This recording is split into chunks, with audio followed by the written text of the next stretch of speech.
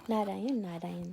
आज हम पढ़ रहे हैं प्रभु की निवास स्थली भक्तों का हृदय, जागत सोबत शरण तुम्हारी by डॉक्टर श्री राम किंकर जी महाराज। अष्टम प्रवचन।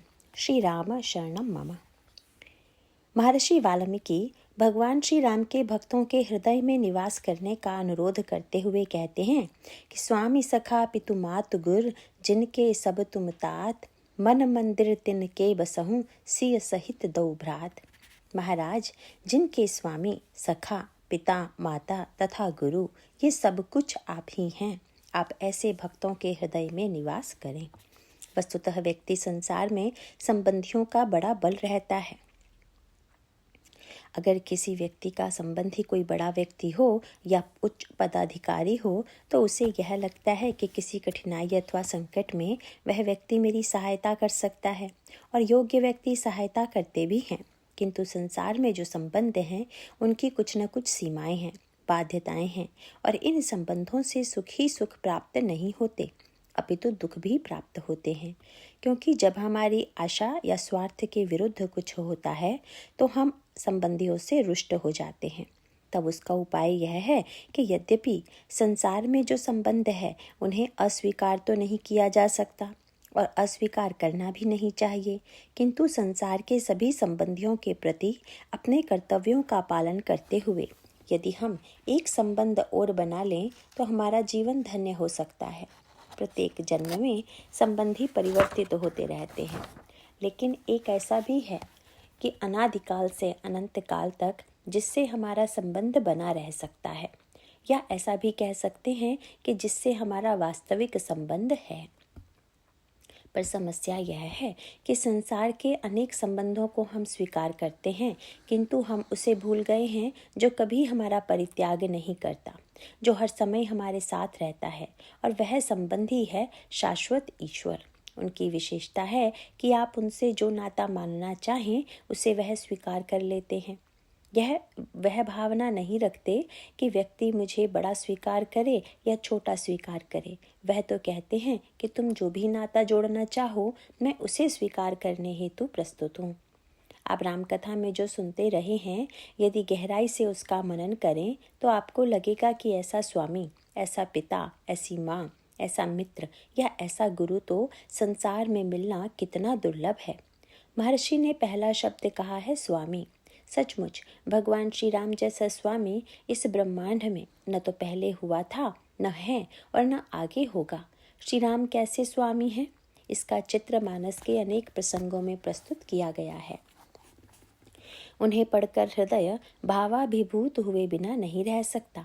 इस संदर्भ को दृष्टिगत रखकर यदि आप भगवान श्री राम तथा श्री भरत के बीच चित्रकूट में हुए वार्तालाप को पढ़ें तो आपको एक अद्भुत बात मिलेगी। भगवान राम के स्वभाव के बारे में रामायण में कहा गया है, कहूँ न राम सम स्वामी संकोची। श्री राम के समान संकोची स्वामी भला कौन होगा। यद्यपि कहा तो यह गया है कि सेवकों को संकोची होना चाहिए, पर स्वामी लोग तो संकोची होते नहीं, क्योंकि स्वामी को तो सेवा लेनी है, इसलिए वह तो संकोच छोड़कर ही आज्ञा देगा। किंतु भगवान राम का जो स्वामित्व है वह बड़ा विलक्षण है। उनके जैसा संकोची स्वामी मिलना दुर्लभ है। इसका परिचय भगवान राम के चरित्र में इस रूप में मिलता है कि जहाँ संसार में सेवक स्वामी से पूछता है कि जो आप कहें वह मैं करूं, वहीं भगवान राम सेवक से पूछते हैं कि तुम जो जो कहो वह करने को मैं प्रस्तुत हूँ। श्री भरत अपने आप को श्री राम का सेवक मानते हैं। भगवान राम उनको आदेश दे सकते हैं कि तुम मेरी आज्ञा का पालन करो, उन्हें यह अधिकार है। पर सारे चित्रकूट प्रसंग का आनंद ही यह है कि वे ऐसा नहीं करते। वर्णन आता है कि श्री भरत तथा अयोध्या वासियों के साथ गुरु वशिष्ठ भी आए हुए हैं। यद्यपि सारा समाज तो भगवान श्री राम को लौटाने के लिए आया हुआ है, पर गुरु वशिष्ठ नहीं चाहते कि राम लौटे। वस्तुतः उनकी दृष्टि लोक कल्याण की ओर थी, और उनके इस वन गमन काल में रावण का संहार होगा। इस कार्य से विश्व का कल्याण होगा। यदि कहीं भरत की इस प्रार्थना से श्री राम लौट आएं तो इसका सीधा सा अर्थ यही होगा कि एक व्यक्ति की भावना की रक्षा करने से मर्यादा तथा धर्म की उपेक्षा हो जाएगी। इसीलिए गुरु वशिष्ठ और श्री भरत में जो संवाद हुआ उसमें गुरु वशिष्ठ ने तो यही कहा कि राखे राम रजाए रुख हम सब कर हित होई। श्री राम तो साक्षात ईश्वर हैं और उनकी आज्ञा का पालन करना ही हम सबका कर्तव्य है। उन्होंने भूमिका इसी रूप में प्रस्तुत की कि भरत, राम तो सत्यनिष्ठ हैं। इसका संकेत यह था कि अगर तुम लौटने के लिए कहते हो तो वे तुम्हारी बात मानकर लौट गए तो उनका सत्यव्रत समाप्त हो जाएगा। उनका वाक्य यही है कि सत्य संग प्रभु सुर हितकारी, खल दल दलन देव हितकारी। भगवान दुष्टों का दलन करने वाले तथा देवताओं की रक्षा करने वाले हैं, अतः हमें उनकी आज्ञा का पालन करना चाहिए।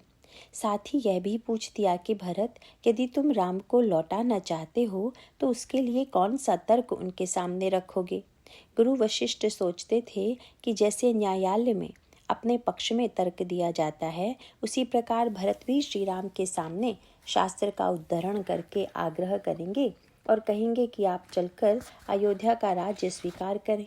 लेकिन महर्षि वशिष्ठ के पूछने पर श्री भरत ने यही कहा कि गुरुदेव, मैं अपने को अभागा तो समझता था, पर इतना बड़ा अभागा हूँ यह आज समझ पाया, क्योंकि आज तक तो मैं यही सुनता आया हूँ कि सूर्यवंश में जब भी समस्या आई है तो आपने समाधान दिया, पर आज पहला यह अभागा शिष्य है कि जिससे आप पूछ रहे हैं कि तुम उपाय बताओ।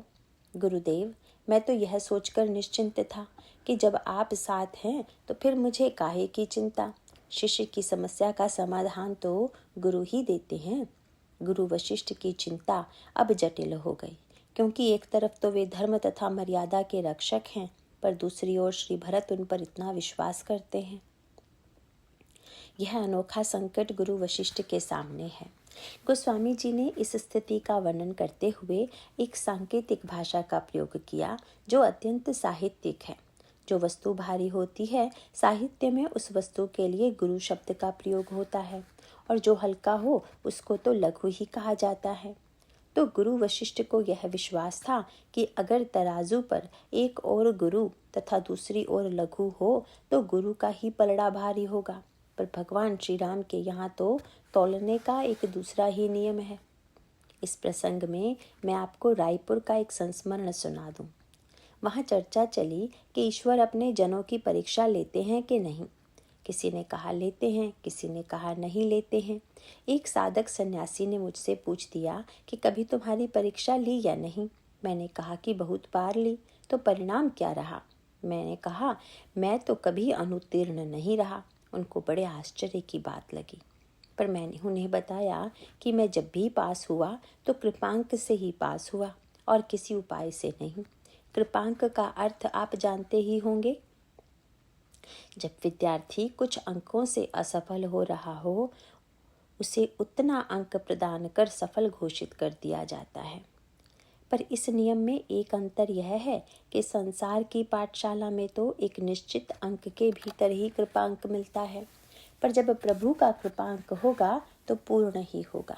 इसीलिए मुझे बड़ा लाभ यही है कि वैसे तो मुझे शून्य ही मिलता है, पर वे अपने कृपांक के द्वारा उसे परिपूर्ण बना देते हैं, पूर्णांक बना देते हैं। श्री भरत तपस्या, साधना और चरित्रादिक सभी दृष्टि से महान हैं, पर संबंध की दृष्टि से लघु भाई हैं। इसे रामायण में बड़ी सांकेतिक भाषा में कहा गया है कि अतुलित अतिथि राम लघु भाई। आज तक तो यही दिखाई पड़ा था कि बड़ा भारी होता है, पर यहाँ लगने लगा कि जो लघु था वही भारी हो गया। किंतु लघु भारी कैसे हो जाता है? इसे एक दृष्टांत के द्वारा यूँ समझा जा सकता है कि जैसे एक नन्हा बच्चा है तो लघु पर वह लाभ में रहता है। उसकी तौल यदि तुला पर होने लगे तो कल्पना यही की जाएगी कि वह हल्का सिद्ध होगा, लेकिन अगर कोई भारी भरकम पिता उसे गोद में लेकर बैठ जाए और तब तौल हो तो फिर वह बच्चा स्वाभाविक रूप से भारी सिद्ध होगा। गुरु वशिष्ठ प्रभु के पास आए और प्रभु ने कहा, गुरुदेव, आपने क्यों कष्ट किया? आपने तो केवल आज्ञा भेज दी होती तो मैं पालन कर देता। अब गुरुदेव बड़े संकट में, भरत की बात रखें या मर्यादा की। तब वे कहने लगे कि मोरे जान भरत रुचि राखी, जो कीजिए सो शुभ शिव साखी। मेरी समझ में तो भरत की रुचि रखना ही अच्छा है। भगवान श्री राम ने कहा, गुरुदेव आपकी आज्ञा है। तब गुरु वशिष्ठ ने धीरे से एक वाक्य यह कह दिया कि यह तो है, पर ऐसा जो मैं कह रहा हूँ यह भी तुम जान लो। उस समय वशिष्ठ जी कहने लगे, तेहि ते कहूँ बहोरी बहोरी, भरत भगति बस भय मति मोरी। मेरी बुद्धि तो भरत के वश में हो गई है, अतः वे जो कहलाएंगे वही तो मैं कहूँगा। यह तो वैसी ही बात हुई कि जैसे कोई व्यक्ति न्यायालय में गवाही तो बढ़िया दे, पर अंत में यह कह दे कि जितना मैंने कहा है वह दबाव में कहा है या पैसा लेकर कहा है, तब फिर उस गवाही का क्या अर्थ रहा। किंतु गुरु वशिष्ठ का वाक्य सुनकर प्रभु ने इतनी बढ़िया बात कह दी कि गुरु जी तो चकित हो गए। वस्तुतः गुरु जी ने जो कहा था वह तो भगवान राम को सावधान करने की दृष्टि से कहा था कि मेरी बुद्धि तो भरत के वश में है, पर तुम ऐसा मत करना। तुम तो अपनी बुद्धि और अपने विचार से स्वतंत्र रूप से निर्णय लेना। इसीलिए वे कहते हैं कि भरत विनय सादर सुनई, करई विचारु बहोरी, करब साधु मत लोक मत, नृप नय निगम निचोरी। पहले भरत को सुना करके उसके बाद निर्णय तुम स्वयं करो। सुनकर प्रभु ने बड़ी सुंदर बात कही। उन्होंने कहा, गुरुदेव आज तो मैं नई बात सुन रहा हूँ। जब आपने कहा कि भरत के प्रेम भक्ति के कारण आपकी बुद्धि उसके वश में हो गई है, तो मुझे लगा कि आज तो शास्त्र में कही गई बातें उलट गई हैं। शास्त्रों में कहा गया कि गुरु को विवेकी होना चाहिए तथा शिष्य को अनुरागी। यह आवश्यक भी है, क्योंकि जब शिष्य अनुरागी होगा तभी उसकी श्रद्धा स्थिर रहेगी। दूसरी ओर गुरु विवेक में स्थिर रहे। गुरु विवेक सागर जग जाना। पर मैं आपके कथन से चकित हूँ, क्योंकि नियम तो यह है कि जे गुरु पद अम्बुज अनुरागी, ते लोग कहूँ बेदहूँ बड़ भागी। किंतु यहाँ पर तो राउर जा पर अस अनुरागु, को कही सकही भरत कर भागु। आप जिस शिष्य के अनुरागी हो गए हों वह शिष्य कितना भाग्यशाली होगा। मानो प्रभु का संकेत था कि गुरुदेव जब आपकी बुद्धि उनकी वशवर्ती हो गई तो फिर मैं तो आपका शिष्य हूँ, मेरी बुद्धि कहाँ से स्वतंत्र रहेगी। गुरु जी ने भगवान राम से एक वाक्य यह भी कह दिया था कि सूझ जुआर ही आपन दाऊं। जुआ खेलने वाले को अपना ही दांव सूझता है। संकेत यह था कि जुआ दोनों का ही चल रहा है।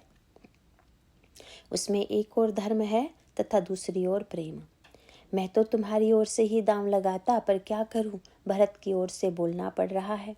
आगे चलकर श्री भरत जी की वाणी देखिए तथा जिसका बल उन्हें प्राप्त है उस भक्त की ओर ध्यान दें। यहाँ श्री भरत ने छोटे भाई के अधिकार का उपयोग नहीं किया, अपितु वे कहते हैं, मैं जानो निज नाथ स्वभाव। वे ऐसे स्वामी हैं कि जिनको अपराधी पर भी कभी क्रोध नहीं आता। यद्यपि संसार में यह तो स्वाभाविक ही है कि सेवक पर स्वामी को बार बार क्रोध आता है। इस संदर्भ में ब्रह्मलीन स्वामी अखंडानंद जी सरस्वती का एक बड़ा विनोद भरा प्रसंग सुनाते थे। किसी एक सज्जन को सेवक की आवश्यकता थी, पर जब उसके पास कई लोग आ गए तो उन्होंने कहा कि हम परीक्षा लेंगे। पहला व्यक्ति आया तो उससे कहा, इसे पटक दो, और जब उसने पटक दिया तो पूछा, क्यों पटक दिया? सेवक ने कहा, आपने कहा इसलिए। उन्होंने तुरंत उसे वापस लौटा दिया।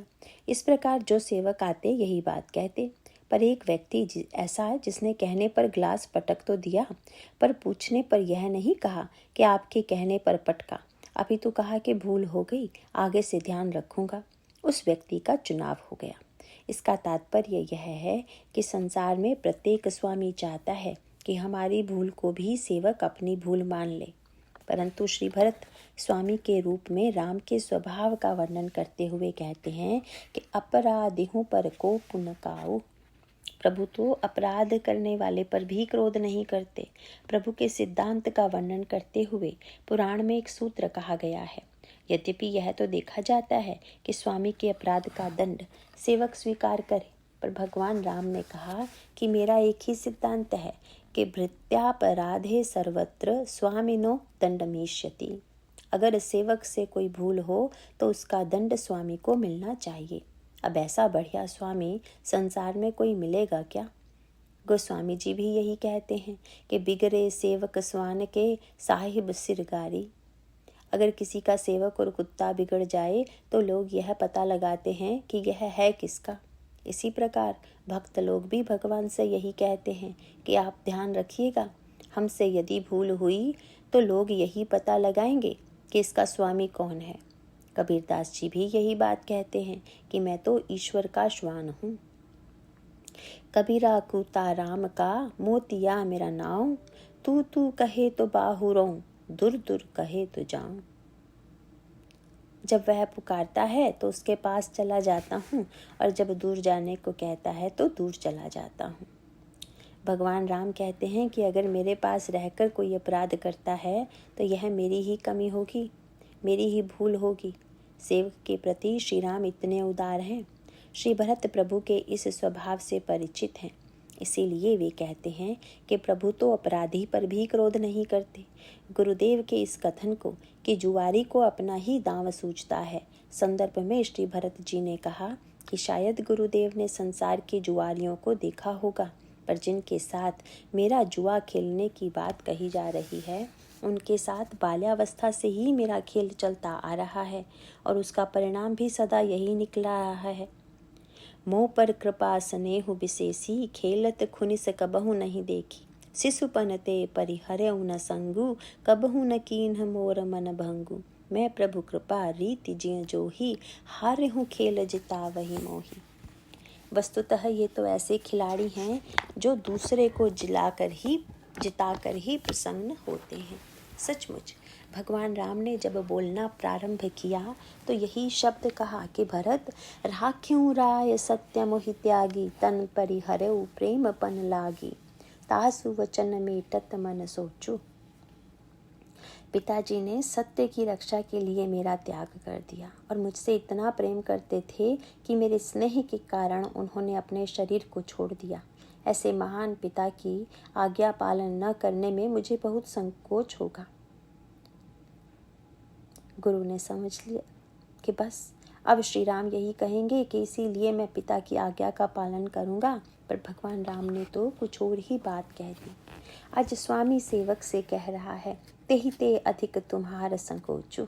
भरत तुम जो कहोगे मैं वही करूंगा, इसलिए मन प्रसन्न करी सकुच तजी, कहऊ करऊं सोई आज। सत्य संध रघुवीर वचन, सुनिभा सुखी समाज।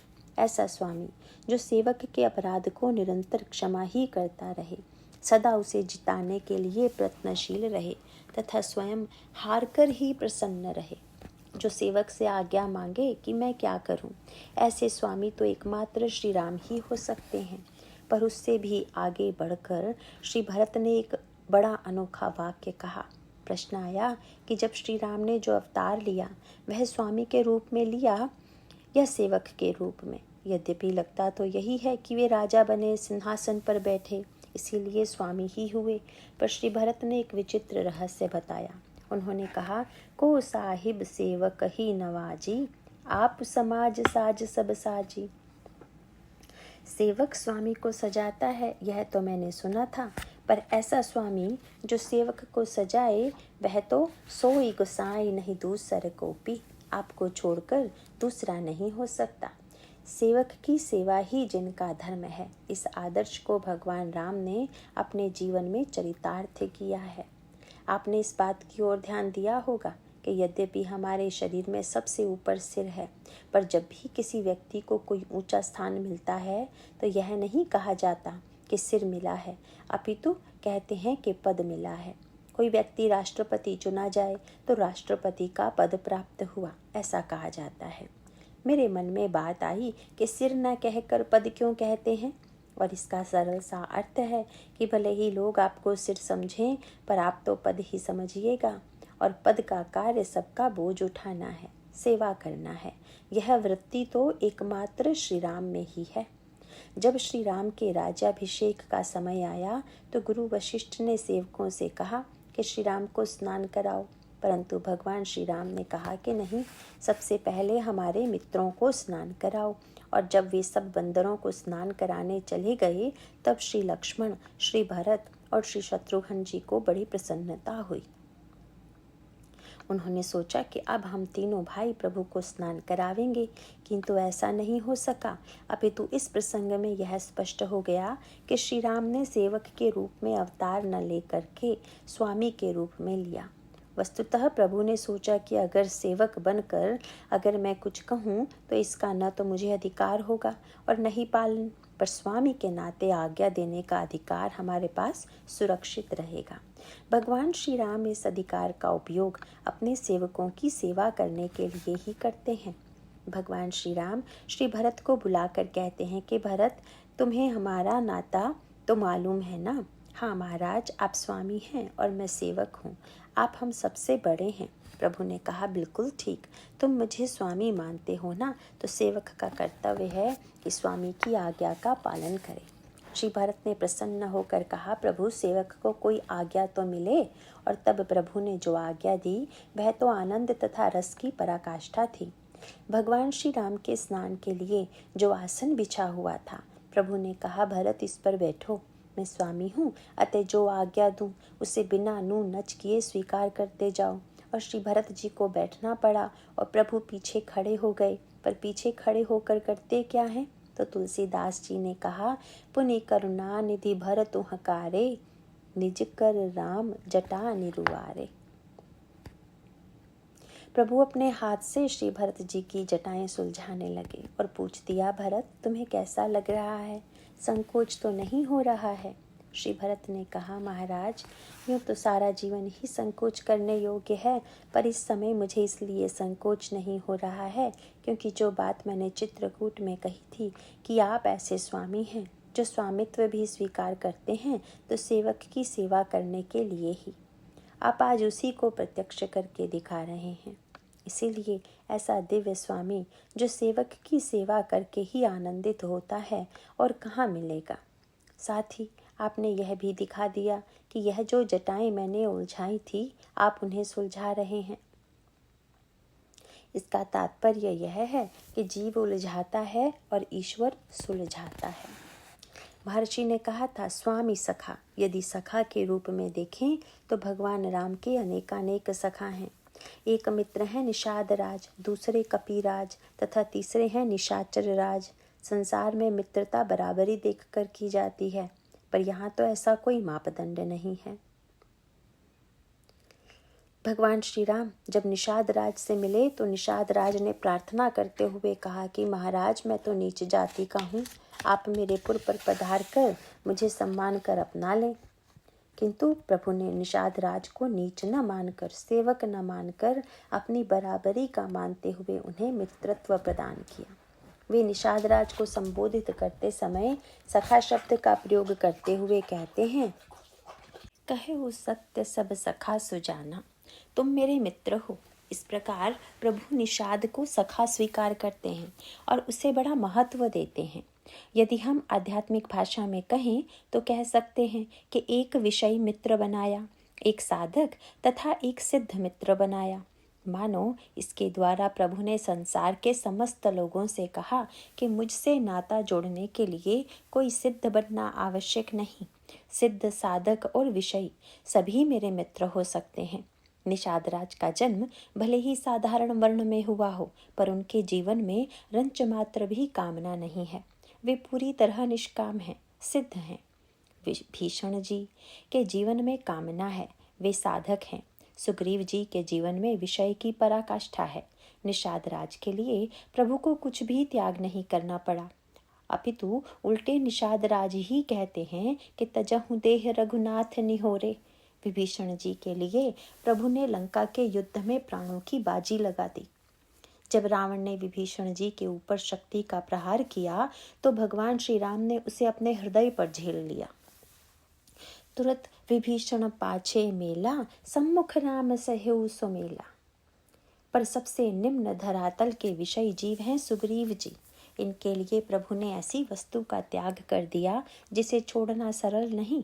श्रेष्ठ व्यक्ति यद्यपि सारी वस्तु छोड़ देते हैं पर कीर्ति को बचाए रखते हैं, किंतु प्रभु ने जिनके लिए अपनी कीर्ति का बलिदान कर दिया वे हैं सुग्रीव जी। प्रभु का यह कलंक आज तक नहीं मिटा कि बाली को छिपकर क्यों मारा। इससे मिलती जुलती बड़ी मीठी बात आती है।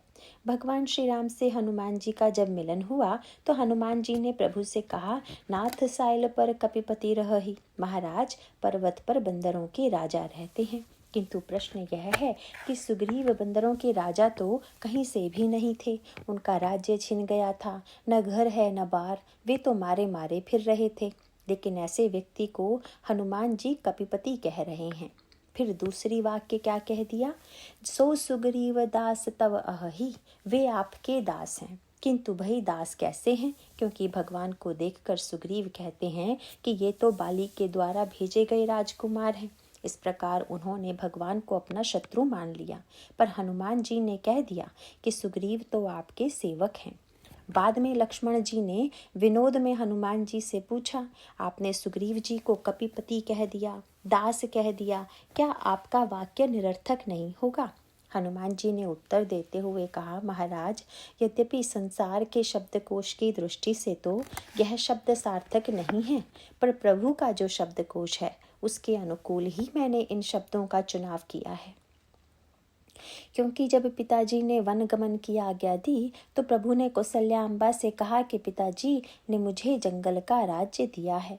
पिता दीन मोहि कान न राजू। इसीलिए जिस प्रकार देश निकाले को अपना राज्य मिलना मान लिया गया, उसी प्रकार से हमारे सुग्रीव जी भी कपिपति हैं।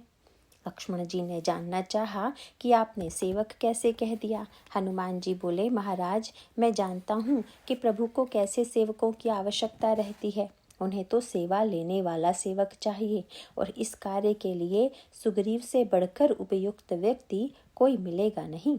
आप उनकी जितनी भी सेवा करें वे स्वीकार ही करेंगे, संकोच नहीं करेंगे। हनुमान जी ने अनुरोध किया कि आप दोनों मेरी पीठ पर बैठ जाइए। प्रभु ने आश्चर्य भरी दृष्टि से देखा, तुम तो मुझे ब्रह्म बता रहे थे, अब कहते हो कि पीठ पर उठा लूँगा।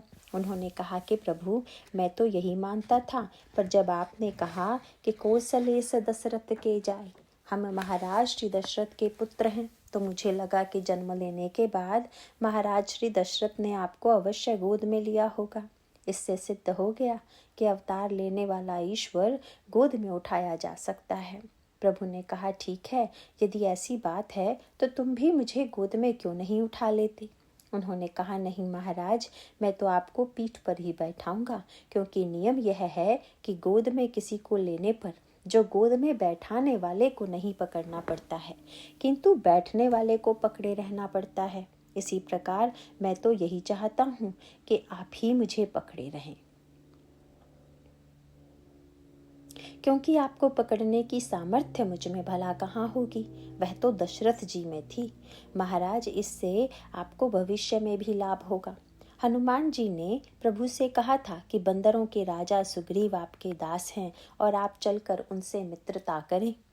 परंतु यह वाक्य कहते समय हनुमान जी का उद्देश्य यह था कि सुग्रीव मित्र बनने की प्रार्थना करेंगे तो मित्र धर्म का निर्वाह उन्हें करना पड़ेगा, और यदि आप मित्र बनाएंगे तो वे निर्वाह कर पाएं चाहे न कर पाएं, पर आपको तो करना ही होगा। इसीलिए मित्रता तो आप ही करिए। मुझे यह भी विश्वास है कि जिनके पास मैं आपको ले चल रहा हूँ, आपको ही उन्हें जीवन भर पकड़े रहना होगा। वे आपको पकड़ने वाले नहीं हैं। और ऐसा ही हुआ। उनके लिए प्रभु ने कलंक ले लिया, बाली को छिपकर मारा, राज्य संपत्ति दिला दी, पर फिर भी जब सुग्रीव भूल गए तो भगवान ने स्वयं ही उन्हें याद दिलाया। लक्ष्मण जी के साथ जब सुग्रीव आए तो उन्होंने प्रभु से कह दिया कि विषयवस्य सुर नर मुनि स्वामी, मैं पावर पशु कपि अति कामी, नारी नयन सर जाहि न लागा, घोर क्रोध तम निसि सो जागा, लोभ पास जहि गर न बधाया, सो नर तुम समान रघुराया। महाराज, जो काम क्रोध और लोभ से बच जाए वह तो आपके समान है। सुग्रीव से कहा जा सकता है कि आप मित्र हैं तो आपको समान ही होना चाहिए। और तब सुग्रीव जी ने यह नहीं कहा कि मेरी भूल है, अपितु वे तो कहते हैं, कह गुण साधन ते नहीं होई, तुम्हारी कृपा पाव कोई कोई। यह साधना से नहीं, आपकी कृपा से होता है। इसका अर्थ है कि आपने कृपा नहीं की होगी, इसीलिए मुझ में बुराई है, जबकि भक्त का लक्षण है कि गुण तुम्हार समझई निज दोषा। पर इन्होंने तो दोष भी भगवान पर मढ़ते हुए सीधे ही कह दिया कि साधन से होता है तो महाराज मैं कर लेता, पर जब कृपा से ही होता है तो मैं क्या करूं। सुनकर प्रभु ने फटकारा नहीं कि तुम सिद्धांत का दुरुपयोग करते हो, अपितु मुस्कुराते हुए कहने लगे कि तब रघुपति बोले मुस्काई, तुम प्रिय मोहि भरत जिमि भाई। तुम तो बिल्कुल भरत जैसे हो। अब जरा विचार करके देखिए कि इतना उदार मित्र भला कौन होगा। गोस्वामी जी ने भगवान राम से कहा, प्रभु जब मैं बालीवध का प्रसंग पढ़ता हूँ तो मुझे बड़ी प्रसन्नता होती है। भगवान ने हंसकर कहा कि लोग तो आलोचना करते हैं। तुलसीदास जी ने कहा, भले ही लोग आलोचना करते हों, किंतु जब से मैंने यह सुना है कि इतने बुरे व्यक्ति के लिए भी आपने इतना बड़ा कलंक ले लिया, तो मुझे लगा कि मुझे शरण में लेने पर भी जो कलंक मिलेगा उसे आप सहन कर लेंगे। इस प्रकार भगवान श्री राम स्वामी बनकर सेवा करते हैं। मित्र बनकर अपने यश की चिंता न करके मित्रता का निर्वाह करते हैं तथा माता पिता के रूप में सारे जगत का पालन करते हैं। हमारे पुराणों में यह बात कही जाती है कि पुत्र पर पिता का ऋण होता है, पर जब भगवान श्री राम ने श्री हनुमान जी को पुत्र कहकर अपनाया तो उनसे कह दिया कि सुनु सुत तो ही उरिन मैं नाही, पुत्र ऋण से मैं कभी मुक्त नहीं हो सकता। पिता के रूप में ऐसे उदार हैं, और माँ से प्रभु की उदारता और वात्सल्य का परिचय तो उस आशीर्वाद में ही मिल गया जिसमें वे कहती हैं कि अजर अमर गुण निधि सुत होहु, करहु बहुत रघुनायक छोहु। प्रसंग आता है कि जब विभीषण शरण में आए तो सुग्रीव ने विरोध करते हुए कहा कि इन्हें तो बंदी बनाकर रख लेना चाहिए, क्योंकि जानि न जाय निसाचर माया, काम रूप के ही कारण आया, भेद हमार लेन सठ आवा, राखई बांधी मोहि अस भावा। यह दशानन का भाई है, इसीलिए इस पर विश्वास मत कीजिए। दूसरा कोई होता तो तुरंत कह देता कि तुम भी तो बाली के भाई हो, अगर तुम पर विश्वास कर सकता हूँ तो उस पर क्यों नहीं। किंतु ऐसा न कहकर प्रभु खूब हंसे और हंसकर हनुमान जी की ओर देखा। वस्तुतः इस हास्य के पीछे व्यंग यह था कि यदि आप किसी को भोजन का निमंत्रण देकर आ जाएं और घर के लोगों को पता न हो, तथा जब वह व्यक्ति आए तो घर के लोग उसे घर में घुसने न दें, तो यह तो उसके साथ बड़ा अन्याय होगा। प्रभु का श्री राम हनुमान जी को संकेत था कि तुम निमंत्रण देकर तो आ गए, और जब सुग्रीव जी बंदी बनाने के लिए कह रहे हैं तब तो इनकी सहायता करो। हम तो अनुमान से यही कह सकते हैं कि ही अभिहंसी कहत हनुमान सो, सुहृद साधु सुधि सरल विभीषण, जानी परत अनुमान सो। मुझे लगता है कि विभीषण बड़े सरल हैं, संत हैं, सुहृद हैं, पर तुम तो स्वयं लंका में गए थे, इसलिए तुम्हें तो पता होगा।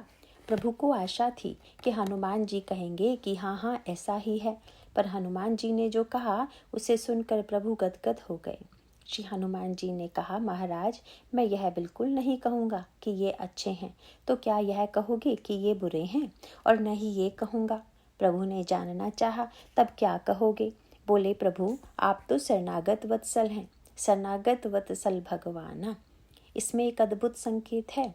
आपने देखा होगा कि गाय के गर्भ से जब बछड़े का जन्म होता है तो वह कितना अधिक गंदगी से लिपटा होता है, पर गाय यह नहीं कहती कि पहले तुम नहा धोकर स्वच्छ होकर आओ तब मैं तुमको दूध पिलाऊंगी, अपितु वह स्वयं जिह्वा से चाटकर उसे स्वच्छ कर देती है।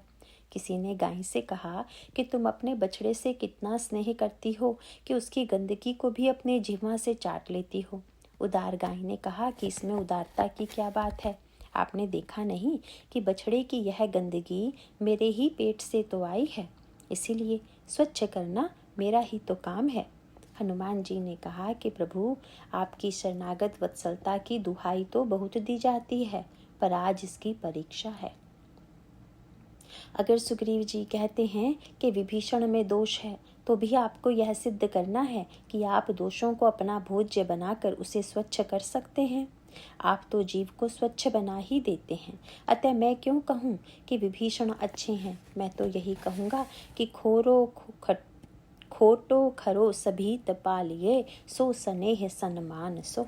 ऐसा उदार स्वामी, मित्र, माता पिता तो एकमात्र प्रभु ही हैं। इसीलिए ऐसा बुद्धिहीन कौन होगा जो इस तरह के उदार संबंधी को छोड़कर संसार के उन संबंधियों को चुने जो बात बात पर तुनक जाते हैं, बुरा मान जाते हैं। इसीलिए हम चेष्टा करें कि किसी प्रकार इस संबंधी से हमारा संबंध बन सके। और भक्ति शास्त्र का अभिप्राय यह है कि जिसके माध्यम से भगवान से हमारा नाता जुड़ता है। हम यदि चाहें तो इनसे संबंध जोड़कर धन्य हो सकते हैं। संबंध स्वीकार करने वाला ऐसा उदार कोई दूसरा नहीं मिलेगा। एक बात आपसे और भी कह दूं कि स्वामी, सखा, गुरु, माता, पिता ये तो महान हैं ही, पर आपको शत्रु भी इनसे बढ़िया कोई दूसरा मिलेगा नहीं। और नाता न जोड़ सके तो चलिए शत्रुता ही कर लीजिए।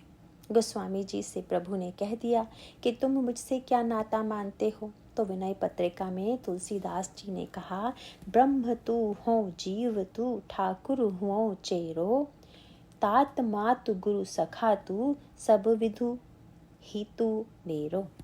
प्रभु ने कहा, इतने गिना दिए, कोई एक दो नाते बताते तो अच्छा रहता। उन्होंने प्रभु से कहा, मोहितो ही नाते अनेक, मान ये स्वभावे। हमारे आपके बीच नाते तो अनेक हैं, पर आपको जो अच्छा लगे वह मान लीजिए। बड़े चतुर हैं गोस्वामी जी। उनका तात्पर्य है कि आप जो नाता मानेंगे उन नातों को आपको निभाना पड़ेगा। आप पुत्र मान लेंगे तो आपको पिता का धर्म निभाना पड़ेगा। मैं चाहे पुत्र का कर्तव्य निभा सकूं या नहीं, इसीलिए आपको जो अच्छा लगे वह नाता स्वीकार कर लीजिए। भगवान ने कहा, अगर ये नाते अच्छे न लगें तो? तब इसका उत्तर देते हुए गोस्वामी जी ने दोहावली रामायण में कहा, बनई तो रघुबीर सो, बनई कई बिगड़ई भरपूर, तुलसी औरन सो बने, ता बनिबे महधूर। आपसे तो बिगड़ जाने में इतना आनंद है कि जो दूसरों से बन जाने में भी नहीं। मंदोदरी ने भी यही बात कही कि ऐसा शत्रु कहाँ मिलेगा, क्योंकि आजन्मते पर द्रोहरत, पापौघमय तव तनु अयम, तुम हहु दियो निज धाम राम, नमामि ब्रह्म निरामयम। जिसने शत्रु को भी अपना ही धाम दिया। और इसी बात को देखकर गोस्वामी जी ने कहा कि चिंता मत करो, क्योंकि भगवान श्री राम एक भाई से रीझ गए तो लंका दे दी, और दूसरे से खींच गए तो मुक्ति दे दी। खींचई पर मुक्ति दी, रीझे दीन ही लंक। इसलिए अंधा धुंध दरबार है, तुलसी भजो निसंक। विभीषण पर रीझे तो लंका दे दी, रावण पर खींचे तो मुक्ति दे दी। इसका अर्थ है कि प्रभु तो जीव पर कृपा छोड़कर कुछ कर ही नहीं सकते, उनके वश में ही नहीं है। भक्तों से भगवान ने पूछ दिया कि तुम लोगों को मुझसे डर लगता है या नहीं। भक्तों ने कहा, महाराज बिल्कुल नहीं लगता, क्योंकि हमने पता लगाया है कि श्री राम किस धातु के बने हैं। क्या संसार के मनुष्य जिस धातु से बने हैं वे भी उसी धातु के बने हैं? तो पता चल गया कि आप किस धातु से बने हैं। इसके माध्यम से मानो तुलसीदास जी बहुत सुंदर संकेत देना चाहते हैं। मंदिर में आप भगवान विष्णु की जो मूर्ति देखते हैं उसमें एक हाथ में कमल होता है और दूसरे में चक्र। संसार में कमल आपको कोमल लगेगा और अस्त्र के रूप में चक्र दिखाई दे तो डर लगेगा, पर भगवान विष्णु के हाथ में चक्र देखकर डर नहीं लगता, क्योंकि व्यक्ति यह जानता है कि कमल तथा चक्र भले ही अलग अलग दिखाई दे रहे हों, पर दोनों की धातु तो एक ही है, फिर डर किस बात का। गोस्वामी जी ने यही कहा कि महाराज सकल अंग पद विमुख नाथ, मुख नाम की ओट लई है, हे तुलसी ही परतीति एक, प्रभु मूरत कृपामयी है। आप तो कृपा की धातु से बने हैं। धनुष ले लें तो कृपा का, बाण ले लें तो कृपा का, सर पर हाथ रख दें तो कृपा का। आपके पास कृपा छोड़कर कुछ है ही नहीं। पार्वती जी ने शंकर जी से पूछ दिया कि भगवान राम के ऐसी शील स्वभाव की बात सुनकर तो लोग मनमानी करेंगे। शंकर जी ने कहा, नहीं पार्वती, जिसने भगवान के स्वभाव को जाना सुना होगा